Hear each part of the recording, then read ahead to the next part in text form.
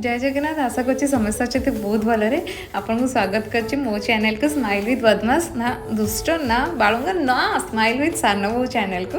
तो सान बहूर आज थी ऑफिस छुट्टी आ सान बहू मन मन विचार करता कि आज लंच रेस्पॉन्सिबिलिटीज घर पूरा मु नेबी कारण बाकी दिन में मो सासू माँ और मो जा बनई दे था।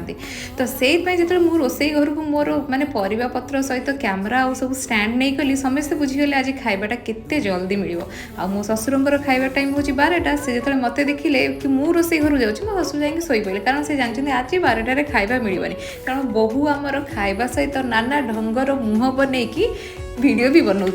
चलो नाना ढंगर मुह बनई वीडियो बनइले कौन हम ता सहित मु बढ़िया बढ़िया खाइबा भी बनाऊँ।